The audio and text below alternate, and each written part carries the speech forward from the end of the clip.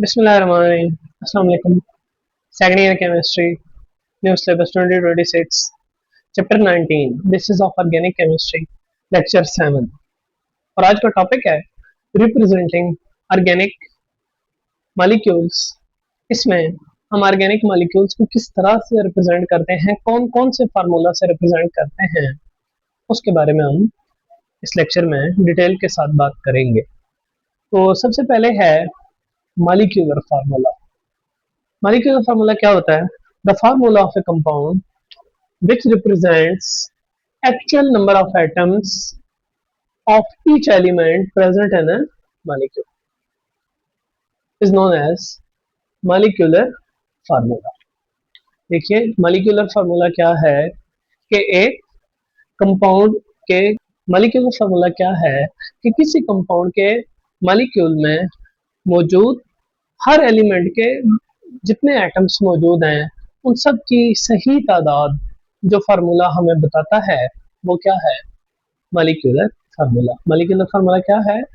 The formula which represents the actual number of atoms of each element present in a molecule of a compound is known as molecular formula. के कोई भी compound हो उसका जो एक molecule है उसमें हर एलिमेंट के जितने जितने एटम्स हैं, मॉलिक्यूलर फार्मूला हमें उनकी एग्जैक्ट सही तादाद बताएगा। फॉर एग्जांपल एक कंपाउंड है अल्केन फैमिली से ब्यूटेन। ब्यूटेन का मॉलिक्यूलर फार्मूला है C4H10। तो जैसे ही हम ब्यूटेन के मॉलिक्यूलर फार्मूला को देखते हैं तो हमें पता चल जाता है कि इसका जो एक मॉलिक्यूल है वो क्या कंटेन कर रहा है, 4 कार्बन एंड 10 हाइड्रोजन। अच्छा, इसी तरह से एसिटिक एसिड, ये कार्बोक्सिलिक एसिड फैमिली से एक कंपाउंड है, तो इसका मॉलिक्यूलर फार्मूला क्या होता है? C2H4O2। हम इसको देख के यकीनन आपको पता चल गया होगा कि इसके एक मॉलिक्यूल में कितने कार्बन, कितने हाइड्रोजन और कितने ऑक्सीजन है। तो कितने कार्बन है? 2 कार्बन। हाइड्रोजन कितने? 4। ऑक्सीजन कितने? 2। इट मीन्स के एसिटिक एसिड के एक मॉलिक्यूल में कितने कार्बन होंगे? 2 कार्बन, 4 हाइड्रोजन और 2 ऑक्सीजन। इसी तरह से एथेनॉल, ये अल्कोहल फैमिली से एक एग्जांपल है। एथेनॉल का मॉलिक्यूलर फार्मूला होता है C2H6O। इट मींस कि एथेनॉल का एक मॉलिक्यूल 2 कार्बन, 6 हाइड्रोजन और 1 ऑक्सीजन कंटेन करता है। मॉलिक्यूलर फार्मूला ये तो बताता है कि कंपाउंड के इस मॉलिक्यूल में कितने एटम्स कार्बन हैं, कितने हाइड्रोजन हैं, कितने ऑक्सीजन हैं, या किसी और टाइप के भी एटम हो तो वो तो बताता है, लेकिन क्या नहीं बताता? ये हमें कोई इंफॉर्मेशन नहीं देता किस बारे में? Sequence in which atoms are linked और बॉन्डेड। एटम्स आपस में बॉन्डेड किस तरह से हैं, और ना ही नेचर ऑफ फंक्शनल ग्रुप के बारे में बताता है कि इस कंपाउंड का फंक्शनल ग्रुप क्या है। इसका मतलब है मॉलिक्यूलर फार्मूला हमें एटम्स की एग्जैक्ट तादाद तो बताता है लेकिन उनकी बॉन्डिंग के बारे में नहीं बताता और ना ही उनके फंक्शनल ग्रुप्स के बारे में बताता है।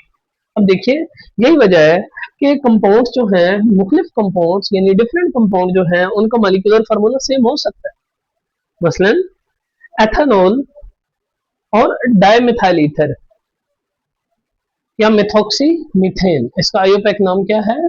ईथर फैमिली से है, मिथॉक्सी मीथेन, इसको डाइमिथाइल ईथर भी कहते हैं। तो इन दोनों कंपाउंड का मॉलिक्यूलर फार्मूला क्या होता है? C2H6O। इसी तरह से एक और एग्जांपल मैं आपके सामने रखता हूं और वो एग्जांपल है एल्डिहाइड फैमिली से। Propanol 3 carbon aldehyde and propanone 3 carbon ketone.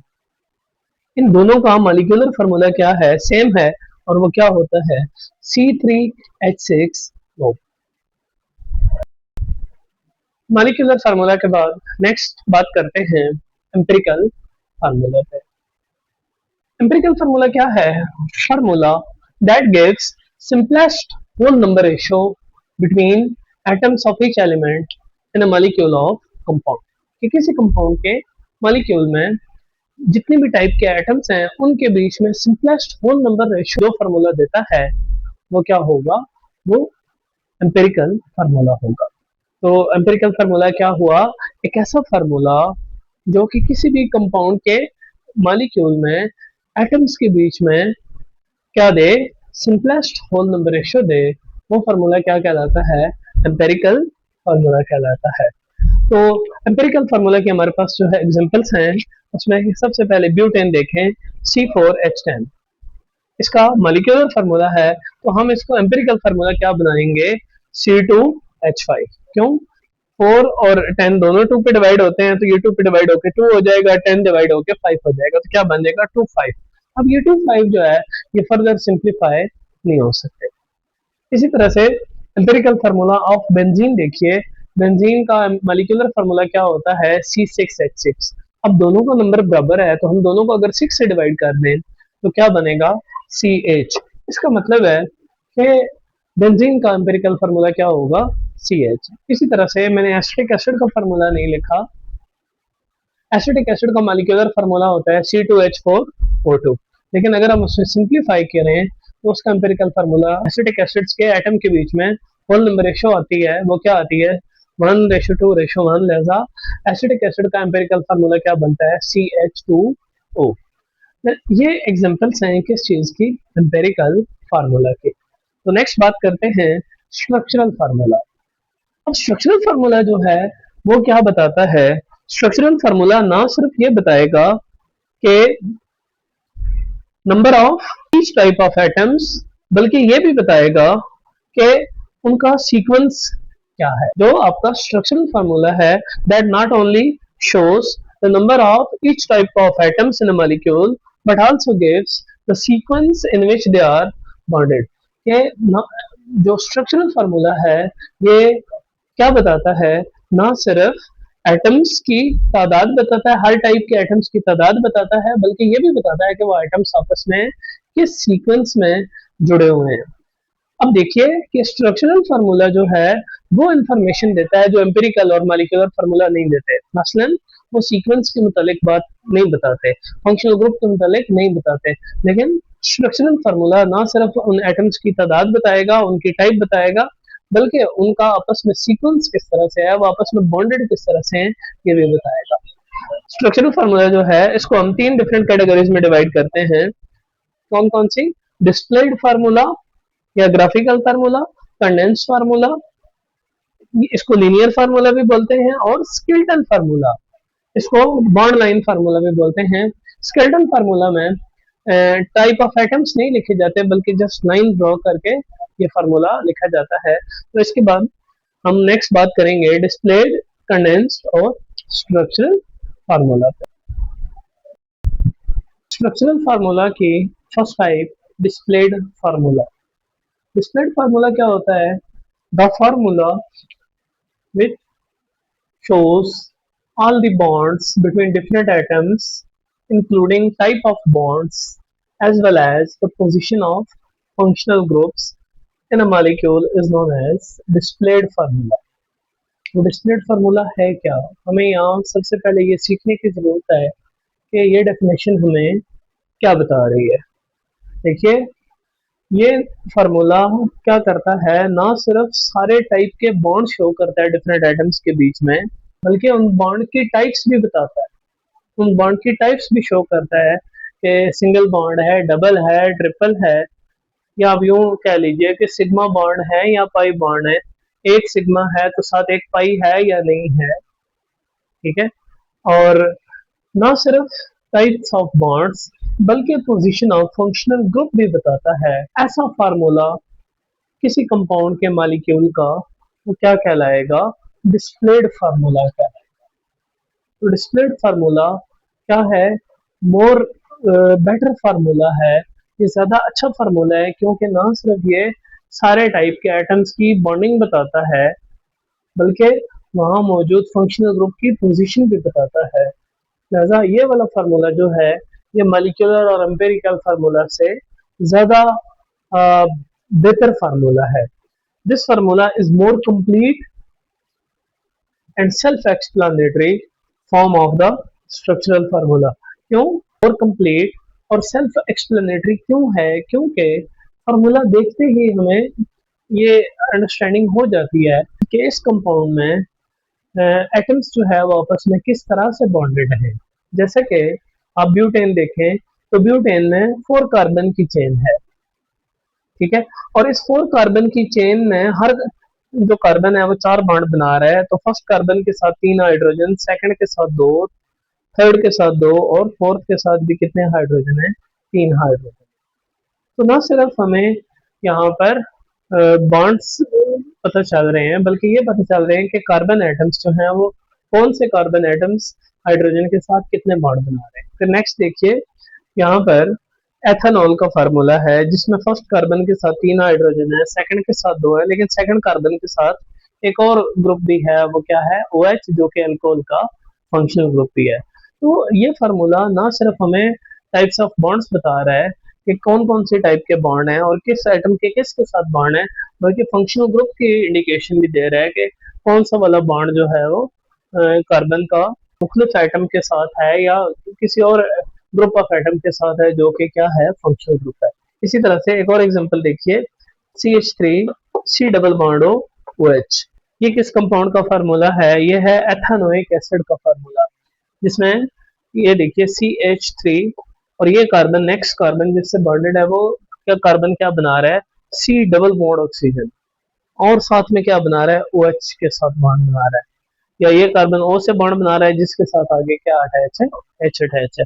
अब आप यहाँ देख लें कि कार्बन इससे पहले वाली एग्जांपल्स में सिर्फ सिंगल बॉन्ड बना रहा था, चाहे वो कार्बन से बना रहा था या हाइड्रोजन से बना रहा था, लेकिन इस एग्जांपल में ना सिर्फ कार्बन सिंगल बॉन्ड बना रहा है कार्बन के साथ और इस साइड पे ऑक्सीजन के साथ, बल्कि यहाँ पर वो कार्बन और ऑक्सीजन के बीच में क्या बन रहा है, डबल बॉन्ड भी बन रहा है। जैसे जो डिस्प्लेड फार्मूला है वो ना सिर्फ डिफरेंट टाइप ऑफ एटम्स के बीच में बॉन्ड बताता है और उनकी टाइप बताता है, बल्कि जो आपके मॉलिक्यूल में मौजूद फंक्शनल ग्रुप होता है उसकी पोजीशन और उसकी उसमें जो बॉन्डिंग है वो भी शो करता है। नेक्स्ट है कंडेंस्ड स्ट्रक्चरल फार्मूला और कंडेंस्ड फार्मूला, इसको हम लीनियर फार्मूला भी बोलते हैं। देखिए डिस्प्लेड फार्मूलाज जो हैं वो क्या यूज करते हैं, they uses a lot of space. जैसा इनको बाद दफा क्या किया जाता है, इनको कंडेंस करके एक ही लाइन के स्ट्रक्चर में रिप्रेजेंट किया जाता है यूजिंग स्टैंडर्ड एस्टेब्लिश्ड एब्रीवेशंस। लिहाजा क्या किया जाता है कि स्टैंडर्ड एस्टेब्लिश्ड एब्रीवेशंस को जो मुख्तलिफ ग्रुप्स के लिए होती हैं उनको यूज करके इनको एक ही लाइन तक महदूद कर दिया जाता है, और इस तरह जो नया फार्मूला बनता है उसको बोलते हैं कंडेंस्ड फार्मूला या कंडेंस्ड स्ट्रक्चरल फार्मूला। अब ये जो कंडेंस्ड स्ट्रक्चरल फार्मूलाज हैं इनमें जो सिंगल कोवलेंट बॉन्ड है वो छोड़ दिए जाते हैं, वो नहीं लगाए जाते, चाहे वो कार्बन टू हाइड्रोजन है या कार्बन टू कार्बन है, कोई भी सिंगल बॉन्ड्स हैं, या चाहे वो कार्बन टू ऑक्सीजन और ऑक्सीजन टू हाइड्रोजन है, कोई भी टाइप के सिंगल बॉन्ड्स हैं वो क्या किए जाते हैं, वो ओमिट कर दिए जाते हैं। हाँ अलबत्ता जो ब्रांचेस हैं या फंक्शनल ग्रुप्स हैं या डबल और ट्रिपल बॉन्ड हैं या मिडल ऑफ द मॉलिक्यूल में जो मिथलीन ग्रुप सेपरेट कर रहे हैं उनको ब्रैकेट में शो करते हैं। जैसे कि एग्जांपल्स देखिए, ब्यूटेन है तो ब्यूटेन क्या होता है, CH3 CH2 CH2 CH3, उस तरह से भी हम लिख सकते हैं ब्यूटेन का कंडेंस स्ट्रक्चरल फार्मूला, लेकिन हम यूं भी लिख सकते हैं CH3 CH2 whole to CH3। इसका मतलब क्या है, इसका मतलब है कि CH3 के बाद 2 CH2 ग्रुप्स हैं, यानी आप एक CH2 ग्रुप फिर नेक्स्ट CH2 ग्रुप फिर CH3। इसी तरह से हेक्सेन को देखिए, CH3 CH2 होल 4 CH3, इसका मतलब ये है कि CH3 के बाद 4 CH2 ग्रुप थे जो कि लाइन में आ रहे हैं, उनको हमने क्या कर दिया, कंडेंस करके CH2 होल 4 कर दिया, और एंड पे क्या आएगा, CH3 आएगा। इसी तरह से एथेनॉल है तो एथेनॉल में आपने स्ट्रक्चरल फार्मूला में देखा था कि CH3 single bond CH2 single bond OH, तो वहां पे वो जो सिंगल बॉन्ड थे वो गायब हो गए, तो क्या रह गया, CH3 CH2 OH। इसी तरह से यहाँ पे CH3 C double bond OH था तो इसको क्या किया, इसका कंडेंस्ड फार्मूला हमने क्या बनाया, CH3 COOH। तो ये कुछ एग्जांपल्स हैं कंडेंस्ड स्ट्रक्चरल फार्मूला की या कंडेंस्ड फार्मूला की। तो नेक्स्ट हम देखते हैं स्केलेटन फार्मूला। स्केलेटल फार्मूला और बॉन्ड लाइन फार्मूला, ये जो एफएससी के बच्चे हैं उनके लिए जरा नया है। एफएससी पार्ट 1 में स्केलेटल फार्मूला नहीं है डिटेल के साथ, तो यहाँ पर हम ये देखेंगे कि स्केलेटल फार्मूला क्या है और उसे लिखना किस तरह से है और उसको लिखते हुए किन चीज़ों का ख्याल करना है, और एंड पे हम इसकी कुछ एग्जांपल्स देखेंगे। तो देखिए, स्केलेटल फार्मूला जो है वो क्या है, वो आपके डिस्प्लेड फार्मूला का सिंप्लीफाइड वर्जन है। उसको सिंप्लीफाई करके स्केलेटल फार्मूला बनाया जा सकता है या लिखा जाता है, और ये यूजुअली क्या किया जाता है, कॉम्प्लेक्स ऑर्गेनिक कंपाउंड को रिप्रेजेंट करने के लिए, उनका स्ट्रक्चर लिखने के लिए हम क्या यूज करते हैं, डिस्प्लेड फार्मूला के बजाय स्केलेटल फार्मूला यूज करते हैं। तो क्या होता है, स्केलेटल फार्मूला क्या है, ये आपके डिस्प्लेड फार्मूला का सिंप्लीफाइड वर्जन है, और यूजुअली कॉम्प्लेक्स ऑर्गेनिक कंपाउंड को रिप्रेजेंट करने के लिए हम क्या यूज करते हैं, स्केलेटल फार्मूला या बॉन्ड लाइन फार्मूला यूज करते हैं। अब स्केलेटल फार्मूला लिखने के लिए कुछ बेसिक बातें हैं, जैसा कि स्केलेटल फार्मूला लिखते हुए जो सिंबल्स हैं, कार्बन, हाइड्रोजन और as well as carbon to hydrogen single bonds, ये रिमूव कर दिए देने हैं। यानी जहां पर कार्बन कार्बन के साथ सिंगल बॉन्ड बना रहा है, या कार्बन हाइड्रोजन के साथ सिंगल बॉन्ड बना रहा है, स्पेशल जहां पर कार्बन हाइड्रोजन के साथ सिंगल बॉन्ड बना रहा है, तो वहां पे कार्बन और हाइड्रोजन के सिंबल क्या कर देने हैं, खत्म कर देने हैं। जबकि जहां पे कार्बन कार्बन से बॉन्ड बना रहा है, वहां पे सिंबल तो खत्म कर देने हैं, लेकिन उनके बीच में जो बॉन्ड है उसको किससे रिप्रेजेंट करना है, एक लाइन से रिप्रेजेंट करना है।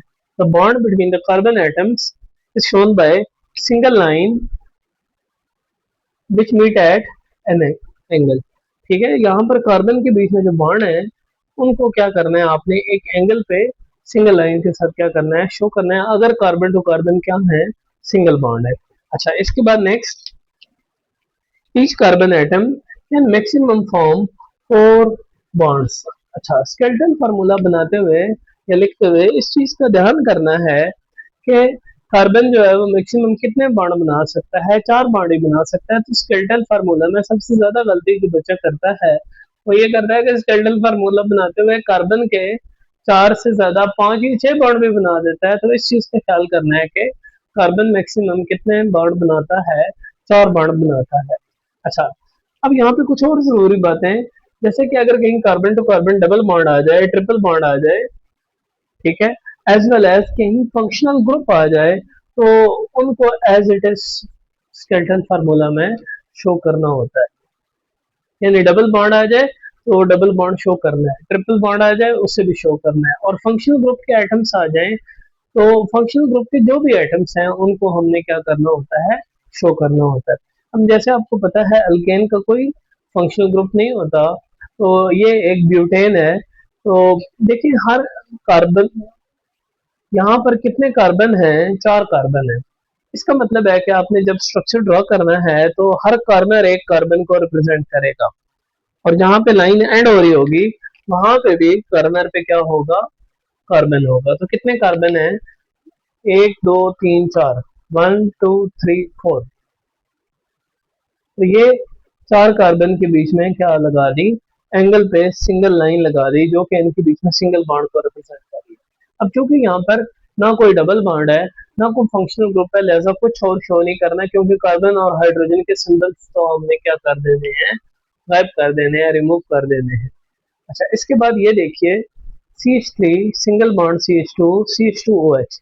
अब देखिए ये आपका क्या हो गया, ये कार्बन CH3 के लिए, ये वाला अगले कार्बन CH2 वाले कार्बन के लिए, और ये कार्बन किससे बॉन्डेड है, OH से, तो OH एज इट इज लिखना है। यानी जो कोई भी फंक्शनल ग्रुप है उसको एज इट इज लिखना है किस फार्मूला में, स्केलेटल फार्मूला में। तो जो आपका फंक्शनल ग्रुप है उसे स्केलेटल फार्मूला में एज इट इज लिखना है।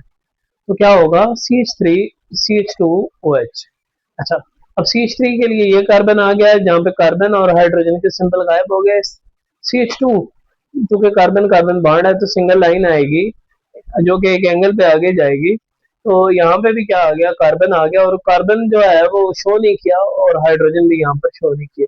लेकिन आगे फंक्शनल ग्रुप के एटम्स हैं, तो इसका ये कार्बन जो है वो OH के साथ बॉन्डेड है, तो ये कार्बन इस कार्बन को अपने OH के साथ बॉन्ड बनाते शो करना है। नेक्स्ट देखिए CH3OCH3। अब O के साथ दोनों एंड पे क्या है, कार्बन है, तो O के साथ ये कार्बन और O के साथ ये कार्बन। अच्छा, यहाँ पे बीच में कोई बेंट नहीं बनाना।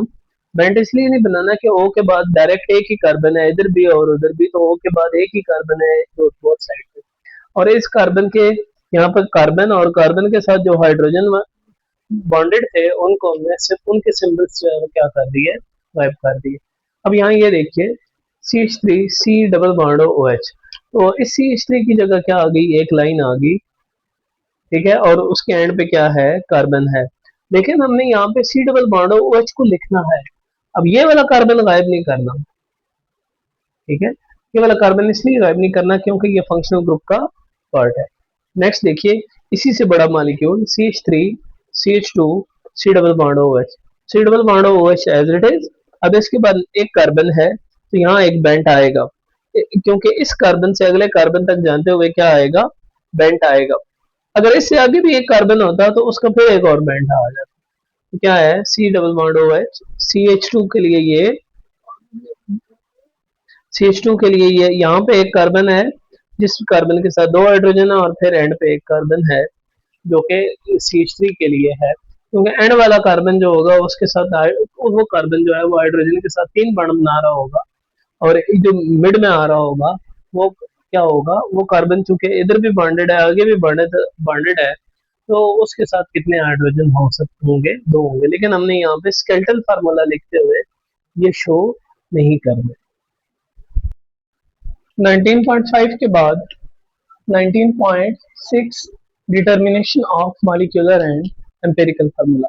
बुनियादी तौर पे ये टॉपिक जो है ये बहुत शॉर्ट सा टॉपिक था बुक में, और इसमें स्केलेटल फार्मूला से मॉलिक्यूलर और एम्पिरिकल फार्मूला लिखना बताया गया। तो ये कोई इतना बड़ा मसला नहीं है, बहुत आसान है। सबसे पहले क्या करें कि जो आपको स्केलेटल फार्मूला दिया हुआ है, ए में ये दिया हुआ है और बी में ये दिया हुआ है, तो सबसे पहले आप क्या करें, कार्बन एटम्स और हेटेरो एटम अगर कोई है तो काउंट कर लें। देखें, हर एक लाइन जो है वो क्या होगी, कार्बन टू कार्बन बॉन्ड होगी, और जॉइंट जो होगा वो रिप्रेजेंट करेगा कार्बन को, और डबल लाइन रिप्रेजेंट करेगी डबल बॉन्ड को, और count carbon atom at the end of each line unless hetero atom is present at the end of the line. अच्छा, देखें दो चीजें, एक तो ये कि जो लाइन है वो क्या होगी, वो कार्बन कार्बन सिंगल बॉन्ड को रिप्रेजेंट करेगी, और हर जॉइंट जो है वो क्या रिप्रेजेंट करेगा, कार्बन एटम को, और at the end of the line carbon atom present होगा अगर कोई हेटेरो एटम नहीं मौजूद, यानी कि कोई नाइट्रोजन, ऑक्सीजन, सल्फर या हेलोजन एटम नहीं मौजूद, तो फिर कार्बन मौजूद होगा। अच्छा, नेक्स्ट देखें, count the number of hydrogen atom necessary to complete octet. Octet complete करने के लिए हाइड्रोजन एटम काउंट कर लीजिए, कार्बन जितने बॉन्ड बना रहा है उसके हिसाब से। उसके लिए मैंने आपको यहाँ पर एक शॉर्ट नोट बताया है कि अगर कार्बन एक बॉन्ड बना रहा है तो तीन हाइड्रोजन आएंगे साथ, दो बना रहा है तो दो आएंगे, तीन तीन बॉन्ड बना रहा है तो सिर्फ एक हाइड्रोजन आएगा, और अगर कार्बन चार बॉन्ड पूरे बना रहा है तो फिर कोई हाइड्रोजन नहीं आएगा, उस सूरत में कोई हाइड्रोजन नहीं आएगा। तो देखिए ये हमारा स्केलेटल फार्मूला था। अब इसमें पहला कार्बन एक बॉन्ड बना रहा है तो एक कार्बन तीन हाइड्रोजन, ये कार्बन एक बॉन्ड इधर बना रहा है दो इधर बना रहा है, तो इसका मतलब है ये कार्बन, यहाँ पर एक कार्बन है और तीन बॉन्ड बना रहा है तो एक हाइड्रोजन आएगा। ये भी बिल्कुल ऐसे ही, दो इधर बना रहे हैं एक इधर बना रहे हैं तो एक कार्बन एक हाइड्रोजन, और लास्ट वाला कार्बन एक कार्बन और तीन हाइड्रोजन। तो देखिए कार्बन कितने हो गए, 1 2 3 4 हाइड्रोजन, 3 + 1 + 1 + 3 8। तो मॉलिक्यूलर फार्मूला क्या बनेगा, C4H8। अब इसको सिंप्लीफाई करके हमारे पास क्या आ जाएगा, एम्पिरिकल फार्मूला। इसी तरह से ये दूसरा एग्जांपल देखते हैं। ये देखिए इस कार्बन के साथ ये कार्बन एक बॉन्ड बना रहा है, नेक्स्ट तो एक कार्बन और इस कार्बन के साथ तीन H आ जाएंगे। अब इस कार्बन को देखिए, ये एक बॉन्ड इधर बना रहा है, दो इधर बना रहा है और एक इधर बना रहा है, तो इसके साथ यहाँ पर ये एक कार्बन होगा और कोई हाइड्रोजन नहीं होगा, और आगे NH2 है, हेटेरो एटम है, हेटेरो एटम के साथ जो हाइड्रोजन होगा वो मॉलिक्यूलर फार्मूला में तो हम काउंट करेंगे, ठीक है, लेकिन यहाँ पे कार्बन नहीं है, इधर भी हेटेरो एटम है और इधर भी हेटेरो एटम, तो एक ऑक्सीजन है एक नाइट्रोजन है और नाइट्रोजन के साथ दो हाइड्रोजन है, तो नंबर ऑफ कार्बन कितने हो गए, दो। हाइड्रोजन टोटल तीन, ये दो, ये पांच। ऑक्सीजन एक, नाइट्रोजन एक, तो मॉलिक्यूलर फार्मूला क्या बनेगा, C2H5NO। अच्छा, अब यहाँ पर एम्पिरिकल फार्मूला लिखते हुए एक चीज का ख्याल रखना है कि हमने हेटेरो एटम को डिस्टर्ब नहीं करना। मतलब कार्बन के जो हेटेरो बॉन्ड है जैसे CO और उसके साथ आगे NH2 है वो एज इट इज लिखना। और उससे पहले जो आपके अल्काइल ग्रुप कार्बन है वो CH3 आएगा, क्योंकि इस कार्बन के साथ तीन हाइड्रोजन है, तो आपने इस तरह से लिखना है कि जिस तरह से उसके स्ट्रक्चर में रिप्रेजेंट किया गया, बस सिर्फ स्ट्रक्चर में जो कार्बन और हाइड्रोजन शो नहीं किए हुए वो मेंशन करना है। हाँ, कुछ केसेस में ऐसा होता है कि ये सारे इवन आ जाते हैं। मसलन यहाँ पर कार्बन टू आ गए, हाइड्रोजन सिक्स आ गए, ये टू आ गए, ये टू आ गए, तो उस सूरत में हमने इसको क्या फिर कर लेंगे, सिंप्लीफाई कर लेंगे और सिंप्लीफाई करके लिखेंगे। लेकिन यहाँ पे ये फर्दर सिंप्लीफाई नहीं हो सकता। दैट्स वाई इस कंपाउंड का मॉलिक्यूलर और एम्पिरिकल फार्मूला एक ही बनता है, या एक ही है।